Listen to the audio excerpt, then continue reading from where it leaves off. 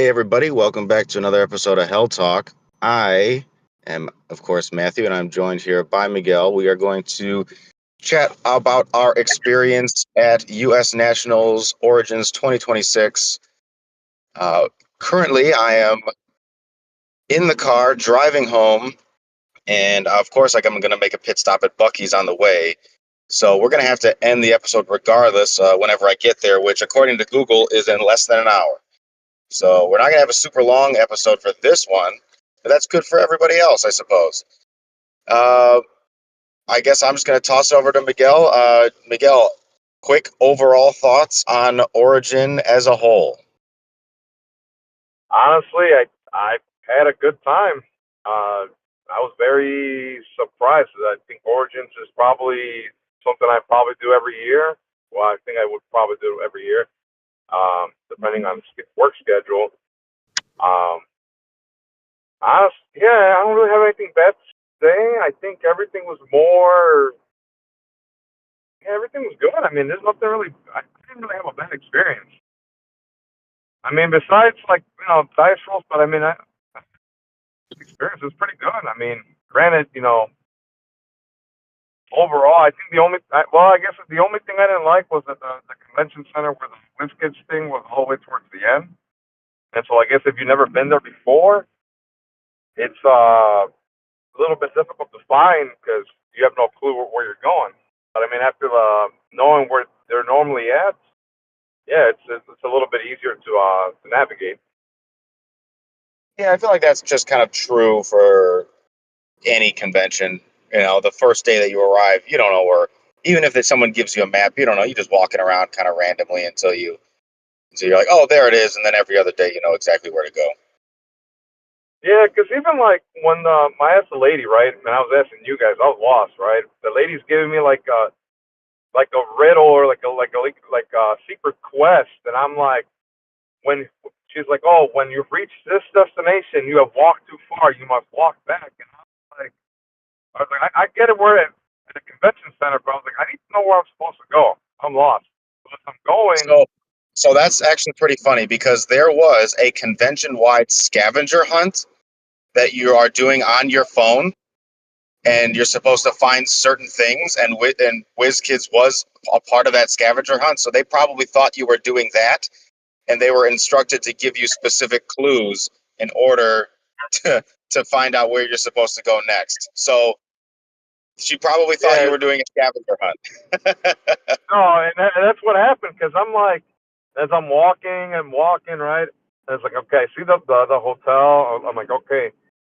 And then one guy's asking for directions to this other guy, and I guess he's probably a manager or a guide. And so as I get there, I was like, hey, I gotta ask you, hey, where do I go? I'm trying to find this. They said the WizKids booth's over here for HeroClix, this and that. And he's like, okay. Well, what you're gonna do is either you take the elevator or the stairs. And I was like, well, I'm gonna take the elevator because I'm not gonna walk a million steps or stairs or whatever. And as I do that, as he's explaining this, he's like, okay, you're gonna go to this registration, right? They're gonna like a guide or whatever. They're gonna tell you where you have to go, and that's when I met the lady. The lady gave me the riddle, and as I'm walking to, this is why I texted you guys. They're like, hey, where do I get my badge? Right? Like I'm lost. They're like, okay, there's registration booths. So there's like 3 of them along the way, and I stopped on each of them. I was like, hey, is this where I pick my badge? I was like, no, you got to keep going. And I was like, seriously? So then I walked, like, I don't know, keep walking. I see another one. I was like, hey, is this where I pick my badge? Like, no, you got to keep going. I was like, oh my god, like where do I pick up this badge? Well, that's because also the entrance that you used to go into the building was the back entrance, and the registration booth was the first booth in the front entrance. So it really mattered. Yeah, it depended on when you enter the building. Yeah, it made a huge difference. So then it's as I got towards the end, and I'm like, then I text Mark because no one's responding. I'm like, Mark, where do I need where do I pick my badge? He's like, well, send me pictures where you're at. He's like, oh, you're right there. He was like, bro, I think I need an escort at this point because I'm like, I'm lost.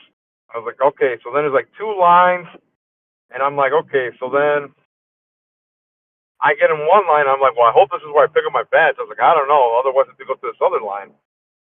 And so there's like a full service line and there's a self service line. And I was like, well, what's the difference? I'm like, it makes no sense why there would be two different types of lines. And so I got on the self service line, hoping that was the correct one, which it was. That's why I picked up my badge. And then I find out you have to buy tickets. You have to go to the full service line, and that's where you buy the tickets. But someone had told me there was a kiosk machine where you could scan and you could buy tickets, but I never saw that. Someone had mentioned that you could buy tickets through a kiosk machine. I didn't see that at all. All right. So after all the struggle of getting your badge, It how took would an hour, you? by the way. It took an hour trying to go back and forth, and they thought that I was part of the scavenger hunt.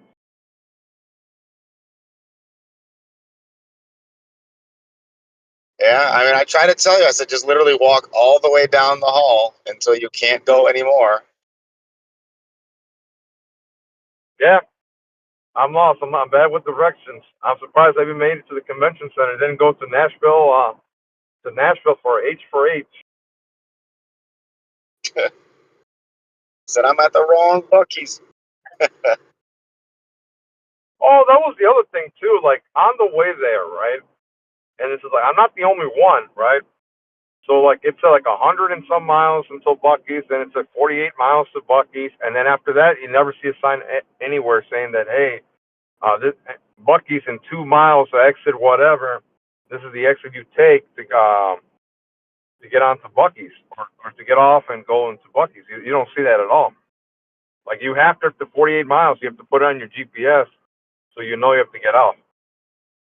Yes, and I am very glad that I did that because, like, just like you said, I would have missed the exit if I didn't put Buc-ee's into my GPS driving to Ohio. I have Buc-ee's. That's in my GPS right now as well.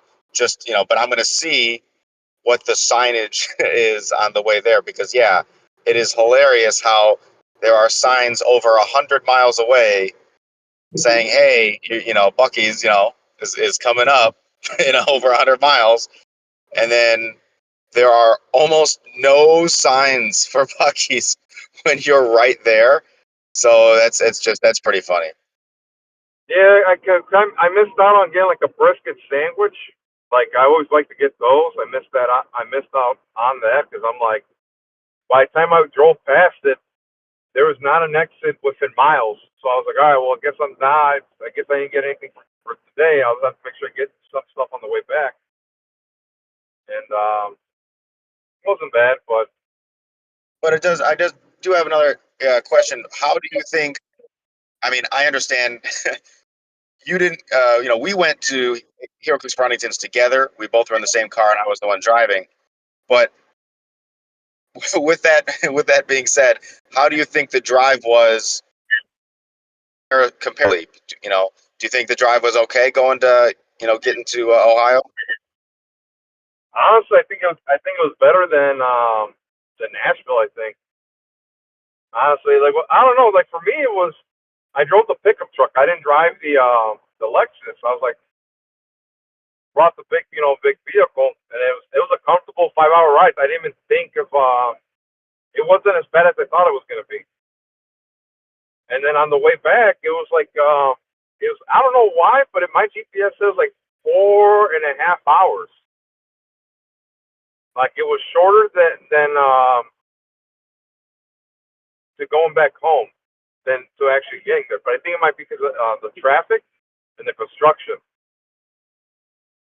Yeah, I definitely agree. Like, yeah, because like right now, especially for me right now, I'm driving back on, the Monday morning, so there's not too much traffic other than like, regular work traffic for people, but I'm already past that hour. So, as we recorded this right now, for Miguel in his time zone, it's right around 9 a.m. And for me right now, it's right around 10 a.m. So nobody's really, you know, getting into their shift for work unless they're really late. So, but it's yeah, I think I agree. I think the drive to the Ohio was an easier one. Not that the drive to HeroClix Huntington's was hard at all. I mean, they're both virtually getting on one highway and taking it the entire way there from where we are. And but I do think like I said, just because it's a little bit shorter of a drive, it makes it a lot easier. But it's also, I think some people might prefer the drive that we took to HeroClix Huntington's because I think the scenery is a little bit nicer, especially once you get into Kentucky and Tennessee. I think those, the hills of Kentucky and Tennessee are. Well, you know what I liked about where the convention center was? There was restaurants within walking distance, and there was other stuff to do that you could do.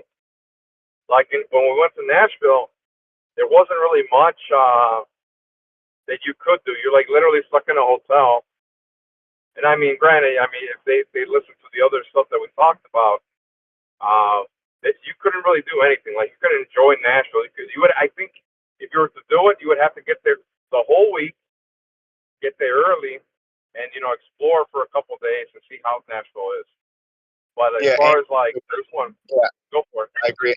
I was saying ideally you would either drive or rent a car because, like you said, nothing's in walking distance. So even if you had an extra day or two, you're either taking an Uber everywhere, or you got to bring your own vehicle.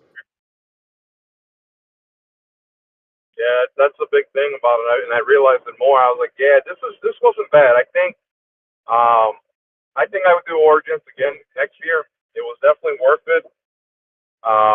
Now knowing the stuff that I know now, yeah, it would be easier to navigate now, knowing that they're at the end of the hall, this and that. And it's funny, right? Because so Dial H actually made a video just like as like, hey, if you've never been to Origins, here's where you have to go, this and that, which I saw later, and I was like, oh, this would have been helpful to look. So that's a good thing, that they actually did that. If you've never been to Origins. Nice. No, that's all. Yeah, I think that's potentially, obviously, of course, everything that Dial H is doing, they're posting on their own Facebook, but it may have been a good idea, perhaps for the Dial H folks to get to Origins maybe a day earlier and maybe record that video, and then, or, just, well, I don't know whenever they post that video. I don't know the video that you're talking about. I don't know whenever they posted it, but perhaps, get it posted as early as possible, then have, the official WizKids channel, for Facebook, have them repost it so that everybody knows. Well, what I was thinking too. I think that what they did was more like the map, like location wise, but it would have been better. So here's how I kind of looked at it, right? If they did it again, right? If you went through the back entrance, right, and you started recording from that moment, I was like, all right, guys, we just got to the convention center, and we started from the back entrance here. We're going to navigate to show you where you pick up your badge, where you buy tickets, where WizKids is going to be. I think the video would have helped out a lot of people, and there would have been less confusing or less questions asked, like, where do I go? And then you could show, how like they show the convention center, like, hey, we got a bunch of games, this and that. WizKids is right here. This is where you buy the collectibles. So you're not asking questions, wasting time. You get right to the point where you want to go. And I think that would have been probably something that I think someone should do moving forward, or do, whatever. If you're going to be the one, recording for the weekend, that's something that I think that someone should do that. Instead of saying, hey, here's the map, and good luck. Well, I mean, if you could read it, like, it was pretty clear. I mean, no, yeah, I get it. But I'm just saying, like, if you've never been to it, you're going by yourself, then yeah, that would be something helpful. I mean, that was me. I was going by myself. I looked at the Hey, well, map and look. I said, look, it's section C, and here's the map where section C is, and I just looked at the street and I was like, oh, all right, I'm gonna get dropped off right there. Well, I guess it doesn't help if you're blind. If you're blind, you're kind of fucked at that point. I guess, yeah.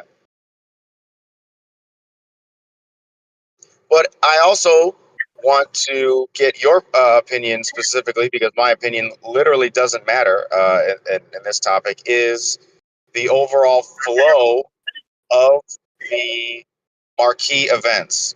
And, specifically when comparing to the flow of the events that occurred at HeroClix for Huntington's. So everybody that went to HeroClix for Huntington's knows this, but if you didn't go, every marquee event started late. The time between rounds was a little bit bloated, which was good for some, but bad for others for a variety of reasons. But being on, so for Origin, I was not a player. I was a judge for Origins this year, working with WizKids. So, and I appreciate the opportunity, but I don't have an accurate or unbiased, really, opinion of the flow of the events. So, compared to HeroClix for Huntington's, Miguel, how do you feel the flow of the events went? Keeping in mind that I didn't have any influence in the flow of the events. That was not my call. So I Yeah, just I know get you got no. you don't have to give a nice answer just because it relates to me, because it does not relate to me at all. Yeah, well, I'm not gonna sugarcoat it. I think it was better than H for H. So there's a couple key points that made it better. So, for example, it was the judges walking around and enforcing the people to input your scores after the game. So the next game started within like less than 5 minutes. So like even after like if you didn't make cut or whatever the case may be, right? The events ended in a good amount of time that you can do VRs and try to go for the VR championship if you wanted to. But the flow of it was good. I think the judging staff was on point in enforcing that specific rule to put their scores in instead of walking away and going from there. Yeah, I think it was better than H for H. Here's the thing, right? H for H has been doing this, I think, the 5th year, and they still can't figure it out. That blows my mind. And these guys knew how you're supposed to do it, because I guess, well, they're players as well, but it was more efficient. I don't know. To me, it was more efficient. That's the best way I could say it. It was more efficient. You had time to do other stuff if you didn't make top cut or whatever the case may be. And you could go explore the convention center, look at other different games and whatnot. Because I think the most events ended, in a reasonable time, and then they were cracking out the rounds really quick. So yeah, I think it was way better. It was way better than H for H. Some of the player feedback that I received was that the time between rounds on occasion was sometimes too short. I had a couple players ask me for an extra break, like an extra 5 to 10 minute break in between certain rounds, because they're like, man, the last round that you called last action, and then pairings were live, like immediately, right away. Which, to your point, like you said, was good because that means everybody's putting in their scores quicker. But for some people that were like, hey, I just need that, 5 minute bathroom break, smoke break, whatever you want to call it, they said that wasn't enough time. So for some rounds, I don't know this because I'm not tracking, the time between rounds. But was there ever a moment like that where you felt, wow, like I really wish there was a break, but they're already starting the next round? No, because my games generally ended between 20 to a half hour, like 20 minutes or 30 minutes. Like most of the players that I play were playing fast, and so that was never an issue for me. It was the So your game didn't go to last action, is what you're saying? no, my games never went to last action because every time that there was a situation where, well, besides playing against Ed, like Isaac's father, I mean, that's just, well, we already talked about that one, but every other game that I played never really went to last action. And I had time. I was like, I literally, well, you know it, I had time to go get some food, right? Like, so even like the break, the lunch break after the third round, I had, I think, almost like an hour and a half. Okay, Like, that's good. yeah, so like, yeah. So for me, it was like, cool. I go get some food and then come back. Uh, but yeah, it wasn't. I don't know. That's. I guess people need to play faster, or I don't know. I mean, that's just my personal experience that I had. I was like, I had enough time to go to the bathroom, do other things, or whatever. On Saturday, there was also right outside the convention center, there was a pride parade going on, which of course affected traffic significantly and caused quite a few players to arrive late. And thus the start time of Saturday's main event was delayed by 20 minutes. Was that, how much of a negative experience was that? So I thought the ticket said the start time was 9 o'clock, or maybe that might be registration time or whatever. But Yeah, registration was 9 a.m.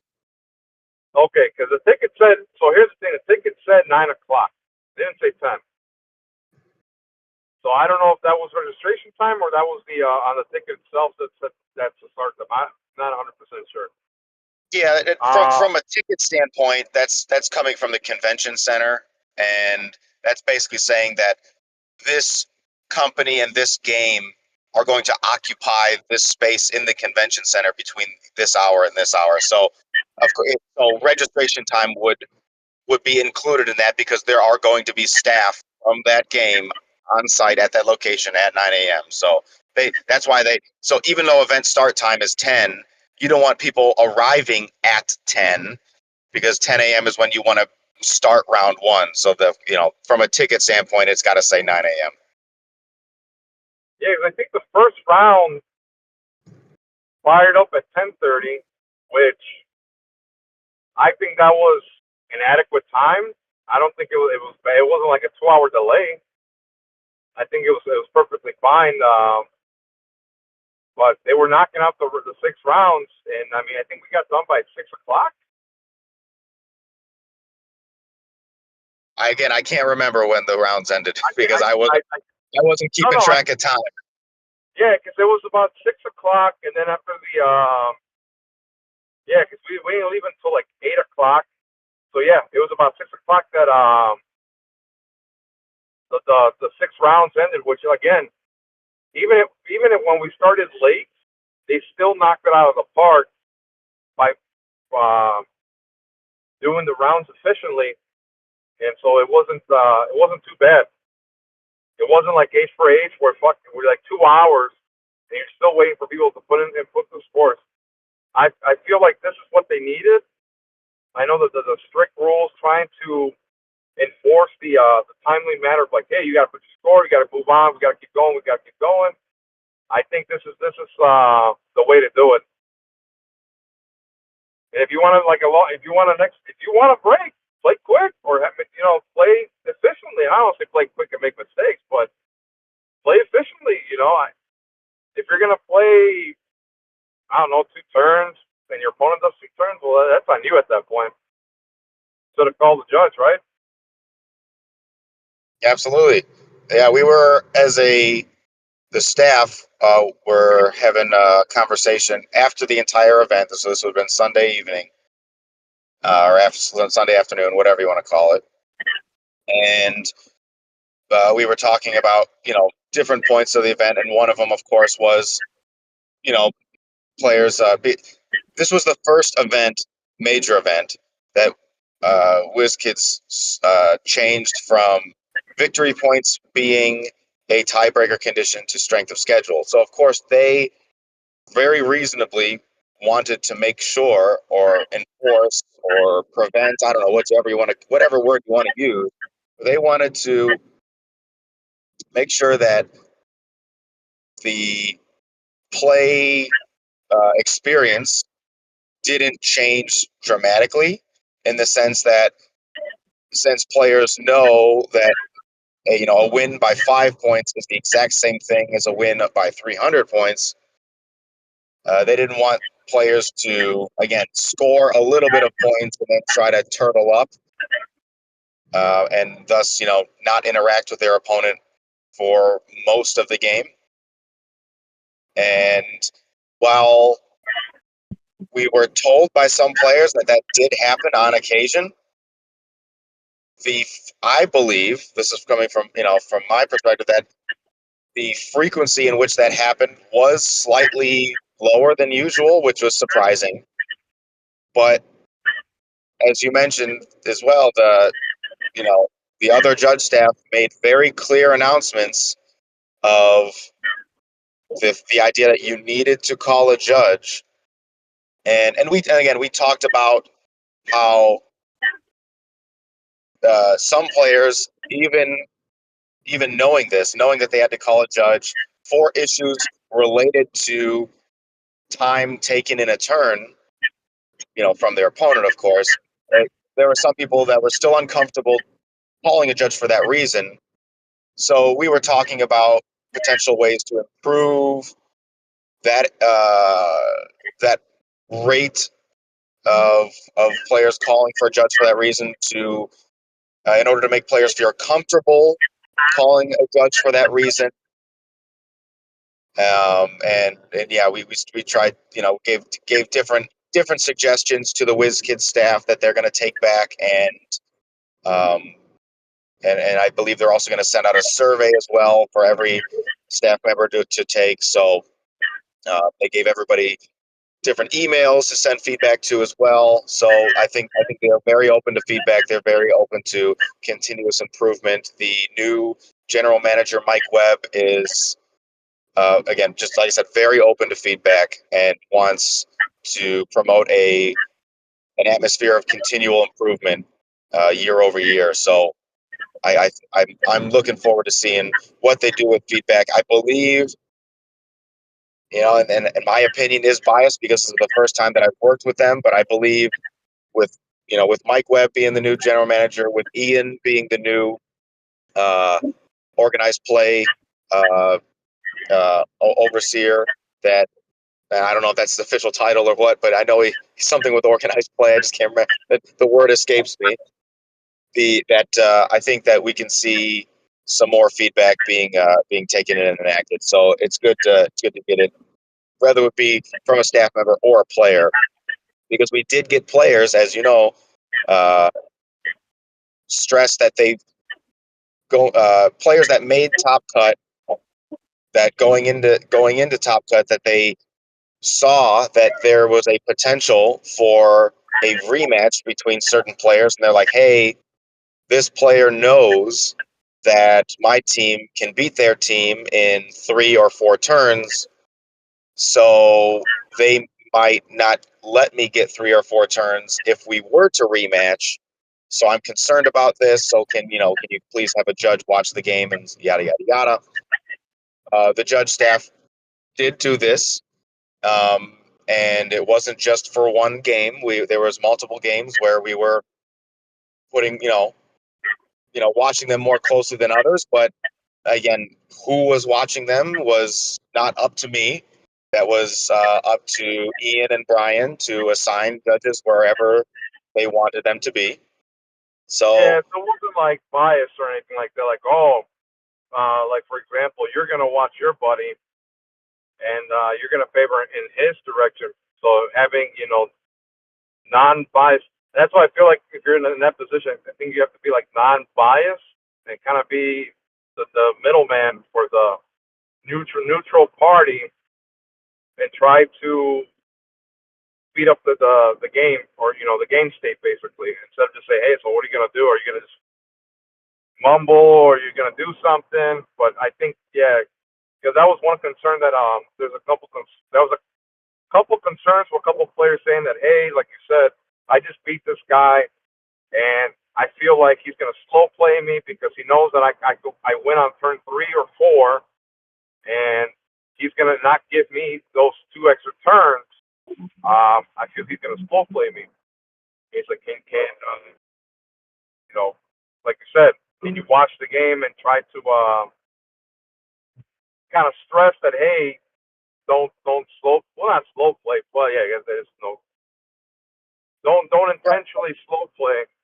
It's the best way. I don't know Exactly. how best. The idea is that everybody, all the players that showed up for the convention center, they showed up because they wanted to play the game. And if a win condition is to not let your opponent play the game, that's against the spirit of the game, and that we should, as judge staff, not be encouraging that type of play, and also stressing to the players that whether it be intentional or not, that's the thing that I always have to stress is that the subconscious mind can cause you to actually do certain things in ways that might surprise people. Where it's even if you believe in your heart that you're like, I'm not going to slow play this person, but if you're a good player again and you see that, wow, I am up in points, but man, if I end my turn, my opponent could win the game. And I have a strong feeling that last action is coming soon because I see a lot of other people are done with their game. And our game is one of the few games that's still going on. If you see that, even though it might not be intentional, your mind might be, these thoughts might be running through your mind and cause you to, decide slower. I don't know a better way to think, to put that, but you have decision paralysis when you normally wouldn't have decision paralysis. And then from the opponent's standpoint, it looks like, hey, this guy's slow playing me.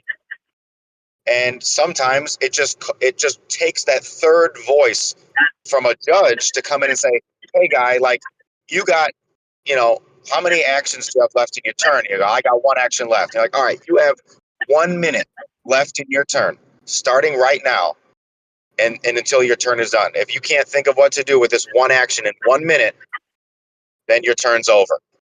And if they start arguing, well, why do I have? It's like, hey, your time's already started, man. Now you got 45 seconds. It's like, so. Well, here's the other thing too with that, right? Like, if you, like I said, you made top cut, right?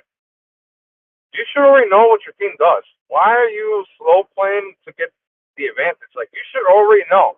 You're gonna tell me after 6 matches you have no fucking clue what you're doing? Like, no, that to me doesn't sound right. You played 6 games. You should have at least an idea of what to do. Like, your first 2 turns, okay, this is what I have to do. After that, after the 3rd and 4th, I'm just playing the game. That's what always gets me about players. Like, how do you not know? Like, I get it. Like, okay, if the map is awkward, cool. If you need help, because I never have that issue when I play, I don't know, like the locals or even like other players. But like, if you're struggling, like, say something. Like, I'll help you. Even like, I had one guy have to walk me through his turn because he's like, well, I don't know what to do. I was like, well, you kill my guy right now. This is what you have to do.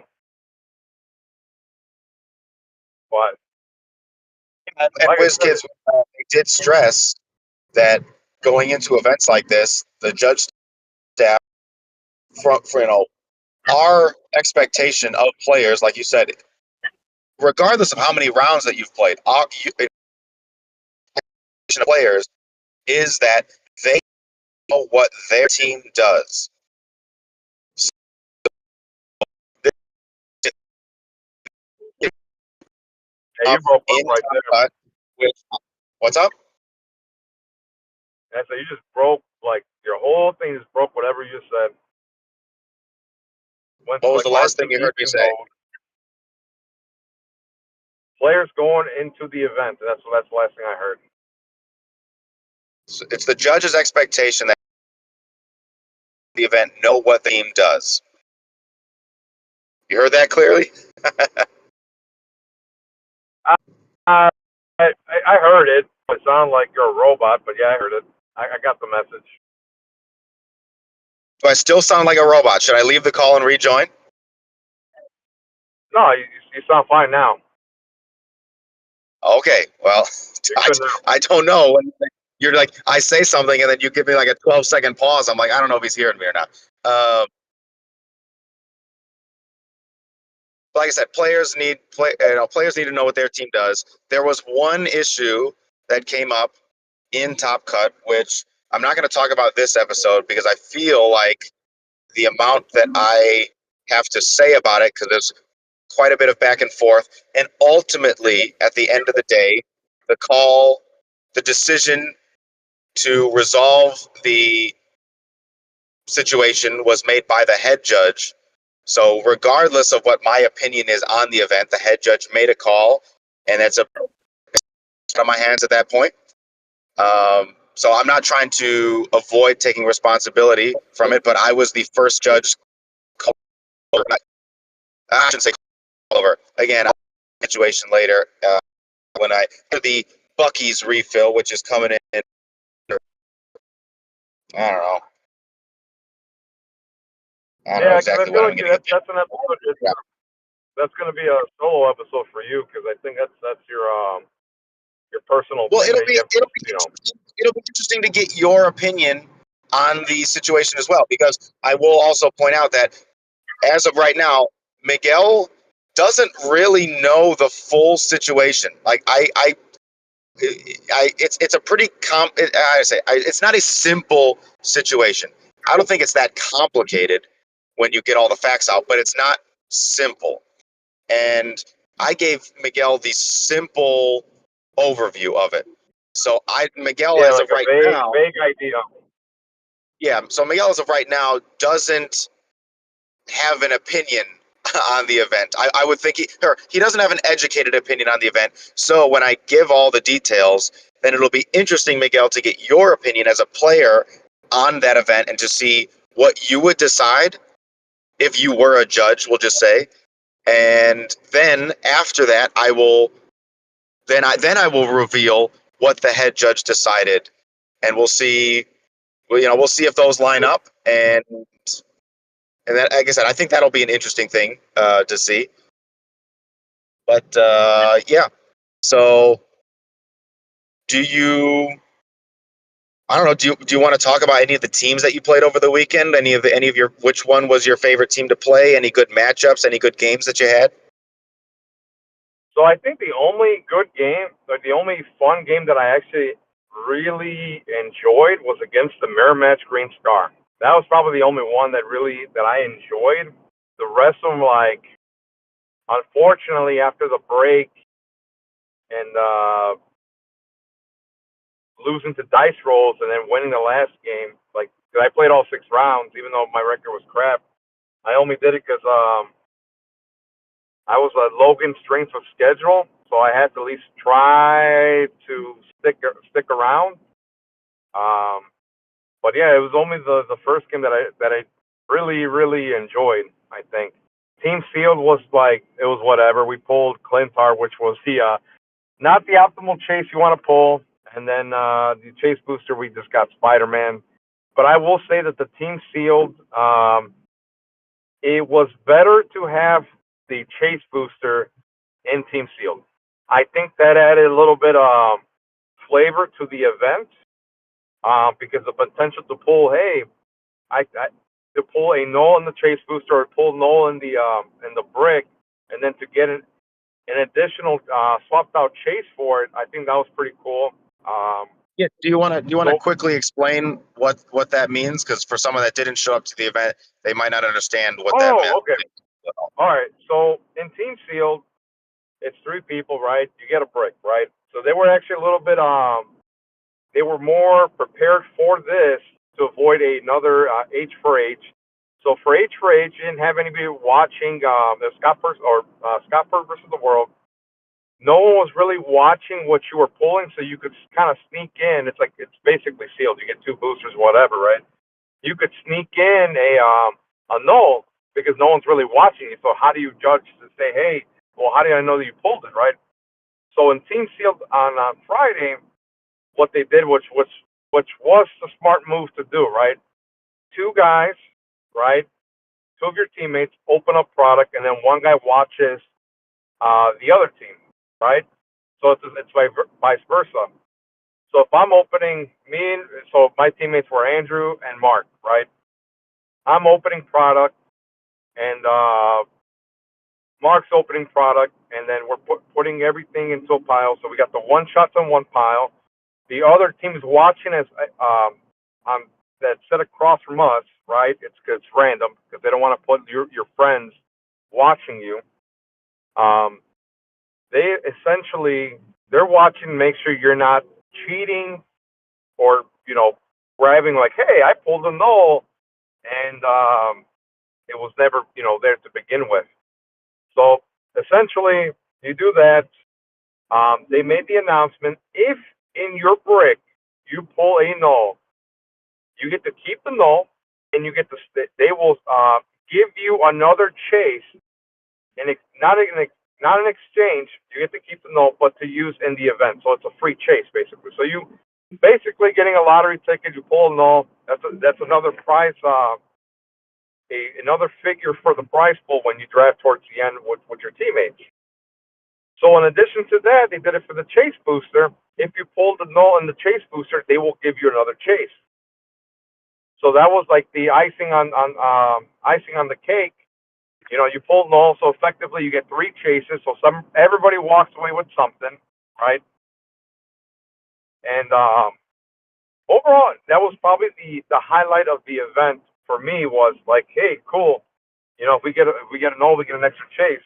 But so anybody that didn't go, this was probably the most funnest event you could possibly do, as far as team wise goes. It was the most value, because I think for like every team field that I played in, I think it was like 210, right? And that was just for the brick. This was like almost 250, so like the chase booster didn't really cost much, and it was just more pricing, and you have more options too. Like you could potentially get an extra super rare that could help you out or whatever. But overall, it was that's probably one of the best events as far as new player friendly. It's probably one of the best events you can go as a new player. So I think that's fair. Go ahead. yeah, and I just want to make clear that if you did, null was not allowed to be played in the event. So that's why if you did pull a null, they said you can't play it, but here is another chase that you can play. And do you want to explain? I don't know if you saw how they were doing that, but no, I didn't see that part of it. I don't know how they were doing that part. Okay, so how the exchange went was that one of the WizKids employees that was not a judge, that was not assigned, to the event, so they had no bias, in it whatsoever. We opened up a factory set of Venom, and we took the chases, obviously except null. We took the cards of them, and they sleeved them so that from the back you couldn't see what they were, and it was Jimmy O'Brien that just basically took this little mini deck of cards, which were all chases, and shuffled them up, and then just had people randomly just say, here you go, pick a card, and then they take a card, they look and say, yep, that's the chase you're going to get. So not only was it an unbiased person that was shuffling up the cards, it was also the random for the player. It's it's up to them to pick the card that they wanted. So that's how they did the exchange. Yeah, it was not bad though. That was probably well thought out. I think that yeah, that's probably like I said, the new player friendly format is probably like the best way you could possibly do it.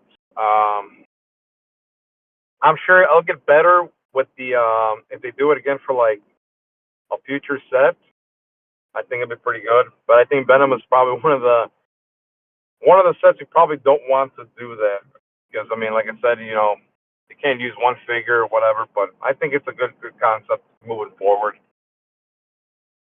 It Yeah, would have been better for if it was Fight for Gotham. That would have been, whew, boy, that would have been it. yeah. It was also a little unfortunate that the convention took place a week before pre-release for Fight for Gotham. So that's another thing. I mean, and it's ironic that it happens for Nationals and it also happened for CCO, where their event was a week before Venom. So it's ironic that it happened twice in a row now. But Yeah. I know you've already spoken on it, but I did want to get just your overall opinion on the idea or the process of opening a brick in front of another team. Do you think that was a good idea, or what's your opinion on that? Honestly, I think it was a very good idea. I don't see a downside to it.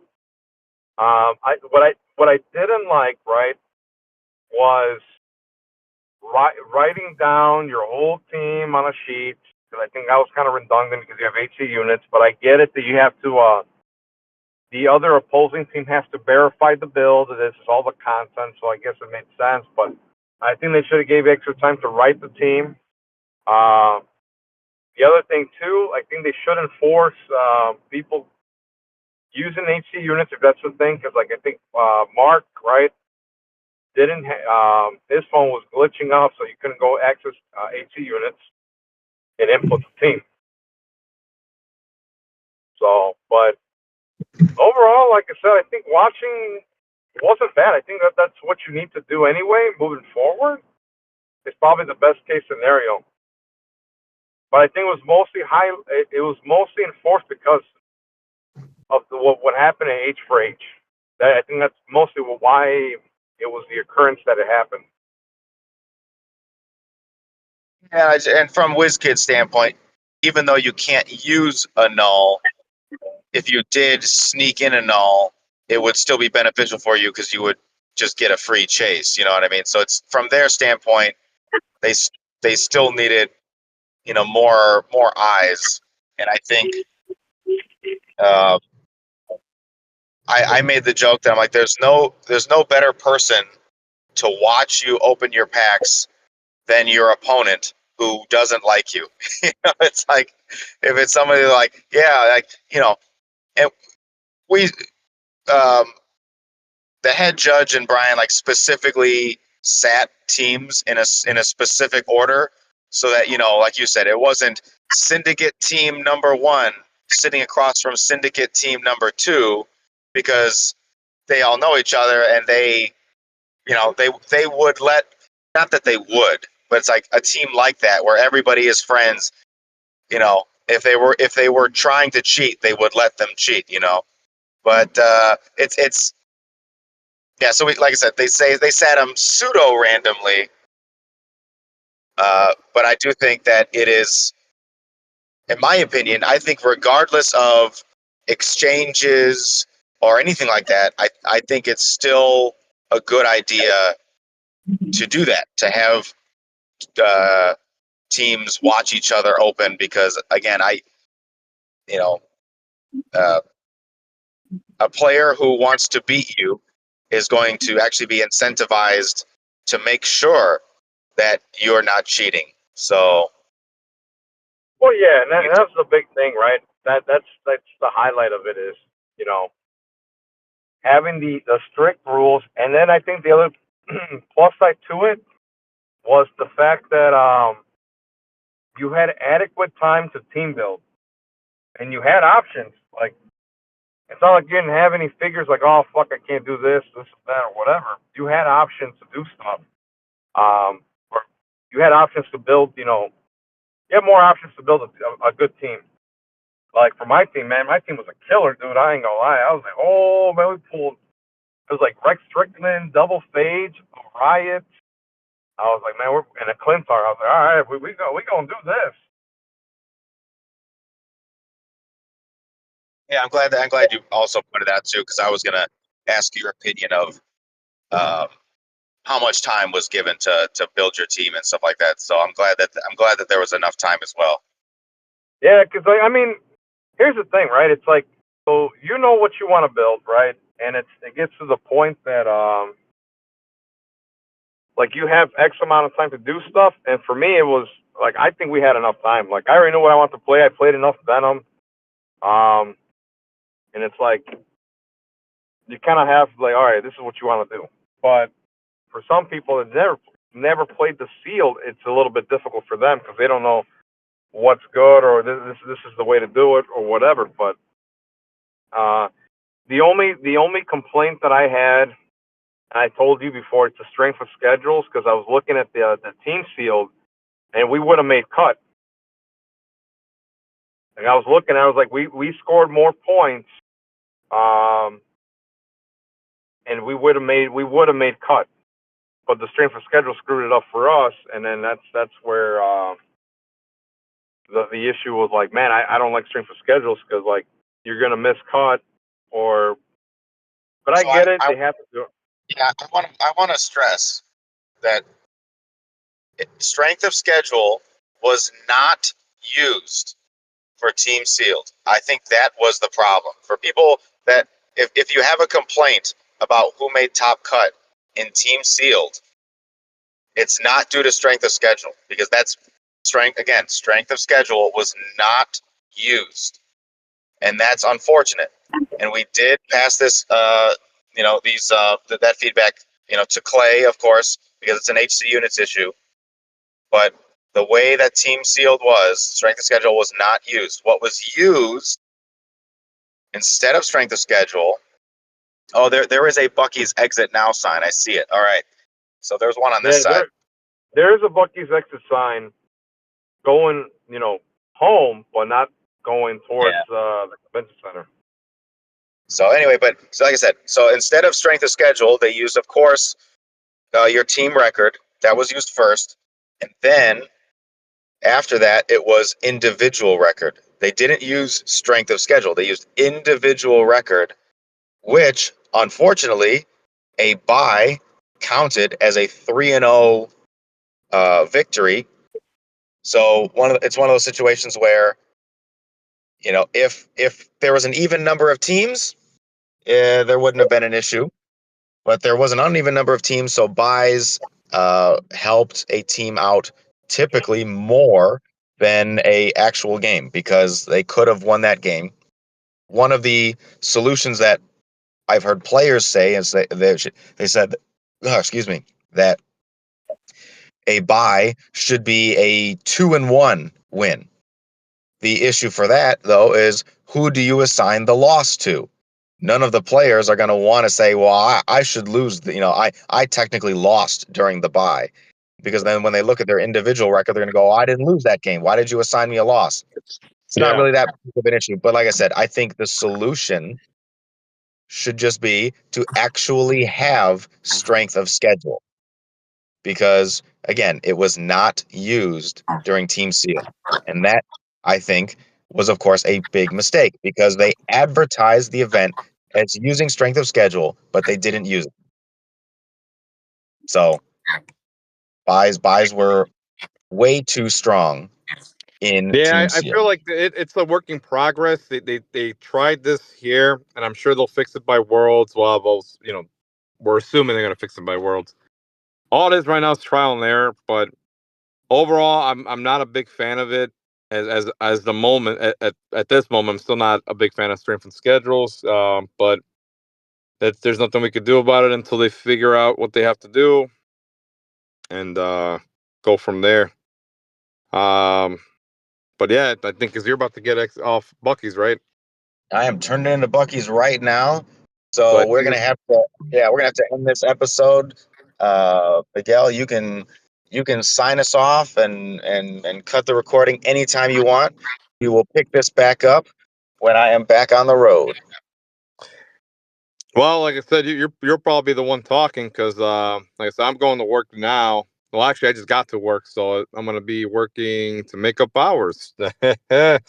That's basically it at this point. But yeah, I mean, that's basically it at this point. I think we covered what we could do at this short amount of time. But until next time, then, just let me know when you want to do the next recording, and we'll go from there.